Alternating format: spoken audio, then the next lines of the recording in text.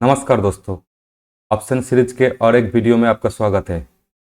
Option chain में जो option Greeks है उसके सबसे इम्पोर्टेंट फैक्टर थीटा के बारे में आज हम जानेंगे।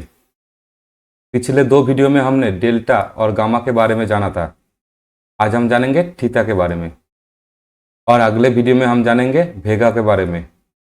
ऑप्शन बायर के सबसे बड़ा दुश्मन और ऑप्शन सेलर के सबसे बड़ा दोस्त ये थीटा ही है। ऑप्शन बायर थीटा लूज करता है और ऑप्शन सेलर थीटा गेन करते हैं। ऑप्शन सेलर के ज़्यादातर स्ट्रेटजी ये थीटा के ऊपर ही होता है।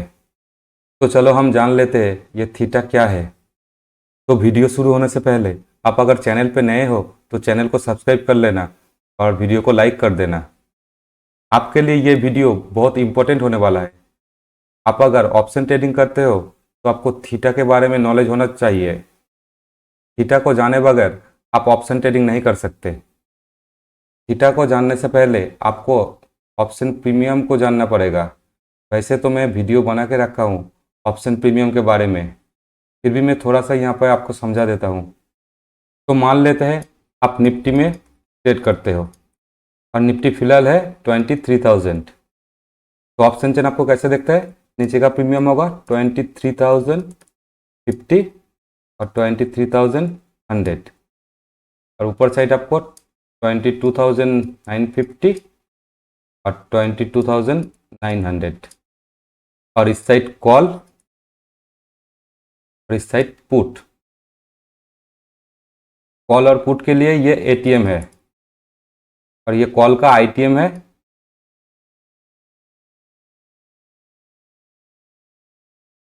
और ये पुट का आईटीएम है और ये कॉल साइड ओटीएम, ये पुट साइड ओटीएम। और निफ्टी जो एक्सपायर होगा वो 1 वीक के बाद, मतलब आपके पास 7 दिन है। और मान लेते हैं अभी कॉल का एटीएम प्रीमियम है 70 और इन द मनी में आपको 22,950 का प्रीमियम मिलेगा 90 और 22,900 का प्रीमियम आपको 130 में मिल रहा है। और ओटीएम प्रीमियम 23,050 का 50 है और 23,100 का 30 रुपीज़ है। हमने ऑप्शन प्रीमियम के वीडियो में जाना था एक प्रीमियम में दो टाइप का वैल्यू रहता है, इंट्रिंसिक वैल्यू और टाइम वैल्यू। और हमने ये भी जाना था इंट्रिंसिक वैल्यू और टाइम वैल्यू कैसे निकलता है। जहाँ पर अभी मार्केट है और आप जिस आईटीएम स्ट्राइक प्राइस का प्रीमियम दे रहे हो, प्रेजेंट स्ट्राइक प्राइस से आपका प्रीमियम का स्ट्राइक प्राइस माइनस कर दो तो आपको इंट्रिंसिक वैल्यू मिलेगा। मान लो कि आप 22,900 का प्रीमियम खरीदना चाहते हो तो इसका इंट्रिंसिक वैल्यू कैसे निकलेगा? तो आपको 23,000 से 22,900 को माइनस करना है तो आपको इंट्रिंसिक वैल्यू निकलेगा 100। अभी मार्केट 23,000 में है और आप 22,900 का कॉल खरीदना चाहते हो तो प्रेजेंट मार्केट से आपका आईटीएम का स्ट्राइक प्राइस माइनस करके आपका ये वैल्यू निकलता है। लेकिन आप देख पा रहे हो 22,900 का स्ट्राइक प्राइस 130 है। अगर इंट्रिंसिक वैल्यू 100 है, जो एक्स्ट्रा 30 रुपीज़ आप दे रहे हो वो टाइम वैल्यू है। तो यहाँ पर निकल के आया इंट्रिंसिक वैल्यू 100 और टाइम वैल्यू 30 और आपका टोटल प्रीमियम हो गया 130। आशा करता हूँ आपको इंट्रिंसिक वैल्यू कैसे निकलते हैं वो आपको समझ में आया है। आपको अगर यहाँ तक समझ में आया है तो वीडियो को लाइक कर देना। तो कैसे इंट्रिंसिक वैल्यू और टाइम वैल्यू निकलता है वो हमने जान लिया। और थीटा जो डीके करता है वो इस टाइम वैल्यू को ही डीके करता है। थीटा इस इंट्रिंसिक वैल्यू को डीके नहीं करेगा, थीटा डीके करेगा इस टाइम वैल्यू को। तो मार्केट 23,000 में है और आपने तब आईटीएम का कॉल लिया 22,900 का।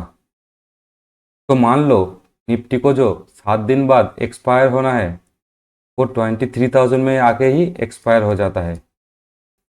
तब आपका ये जो 100 रुपीज़ आपने इंट्रिंसिक वैल्यू दिया था वो तो रह जाएगा, लेकिन आपने जो ये 30 रुपीज़ टाइम वैल्यू का दिया था वो तब थीटा डीके कर देंगे इस टाइम वैल्यू को, और यही ऑप्शन सेलर कमाना चाहता है, टाइम वैल्यू को। और एक ऑप्शन बायर को इस लॉस ही सबसे ज़्यादा इफेक्ट करता है। आपने जब मार्केट 23,000 में था तभी ये कॉल लिया था, और मार्केट अभी भी 23,000 में ही है, फिर भी आपका 30 रुपीज़ का लॉस हो जाएगा। इस थीटा के कारण ही ऑप्शन बाइंग इतना रिस्की है। थीटा सबसे ज़्यादा डीके होना शुरू करता है एक्सपायरी डे के 2-3 दिन आगे से, और एक्सपायरी डे में थीटा पूरा जीरो हो जाता है। और थोड़ा डिटेल में समझ लेते हैं इसको। आप जो ऑप्शन प्रीमियम खरीदे हो वो एक्सपायरी में अभी 7 दिन बाकी है, और आपका टाइम वैल्यू है 30, और आपका थीटा कुछ इस तरह से डीके होगा। पहले 1-2 दिन आपका थीटा ज़्यादा डीके नहीं होगा, जितना एक्सपायरी के पास आएगा थीटा उतना डीके होगा। तो एक्सपायरी डे के आसपास ऑप्शन बायर को बहुत सतर्क होकर काम करना पड़ेगा, और ऑप्शन सेलर चाहता है कि थीटा जितना जल्दी डीके होगा वो उतना जल्दी प्रॉफिट कमा के निकल जाएगा। अगर आप ऑप्शन बाइंग करते हो तो आप थीटा को देख के ज़रूर ट्रेड करना। अभी तो हमने आईटीएम का थीटा कैसे डीके होता है उसके बारे में देखा, अभी आपका ओटीएम और एटीएम का थीटा कैसे डीके होता है उसके बारे में बात कर लेते हैं। एटीएम और ओटीएम के अंदर कोई भी इंट्रिंसिक वैल्यू नहीं रहता है, उसके पास सिर्फ टाइम वैल्यू ही रहता है।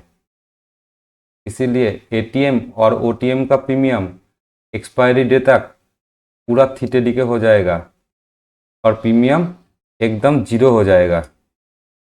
जीरो तो नहीं होगा, 0.05 हो जाएगा। तो हमने क्या देखा था, 23,000 आपका एटीएम है और मार्केट एक्सपायर भी 23,000 में ही हो रहा है, तो आपका इंट्रिंसिक वैल्यू जीरो। तो आप जो एटीएम का प्रीमियम देते हो वो पूरा ही टाइम वैल्यू है, और टाइम वैल्यू को सीधा धीरे धीरे डीके कर देता है। और जब एट द मनी में ही कोई इंट्रिंसिक वैल्यू नहीं रहता है तो आउट ऑफ द मनी में इंट्रिंसिक वैल्यू रहने का कोई सवाल ही नहीं। तो फिर आउट ऑफ द मनी का भी प्रीमियम एक्सपायरी के टाइम तक जीरो हो जाएगा या 0.05 हो जाएगा। तो चलो ऑप्शन चेन में हम थीटा को देख लेते हैं। तो हम सेंसिबल के ऑप्शन चेन में आ गए, और ये आपका थीटा है, और ये सारा थीटा वैल्यू है जिस वैल्यू से आपका प्रीमियम डीके होगा। आप देख सकते हो एट द मनी या एट द मनी के आसपास के थीटा सबसे ज़्यादा होते हैं। आप जितना ओटीएम में जाओगे उसका थीटा उतना कम होगा, और आप जितना आईटीएम में जाओगे थीटा उस प्रीमियम का कम होगा। इसीलिए ऑप्शन बायर हमेशा इन द मनी में बाइंग करना पसंद करते हैं। इस थीटा के वैल्यू आपको दिखा रहा है कि एक दिन में उस प्रीमियम का कितना थीटा डीके हुआ है। आपको हमेशा ये वैल्यू देख के ऑप्शन को बाइंग या सेलिंग करना चाहिए। अगर आप ऑप्शन सेलर हो तो आप एट द मनी से आउट ऑफ द मनी तक सेल कर सकते हो। अगर आप ऑप्शन बायर हो तो आपको हमेशा इन द मनी में ही ट्रेड करना चाहिए। इन द मनी में आपको डेल्टा भी ज़्यादा मिलेगा और आपका थीटा भी कम होगा। आशा करता हूँ आपको थीटा समझ में आया है। अगर नहीं आया है तो आप इस वीडियो को दोबारा देख लो।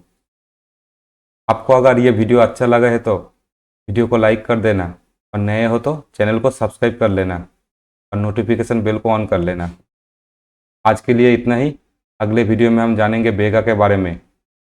Thank you.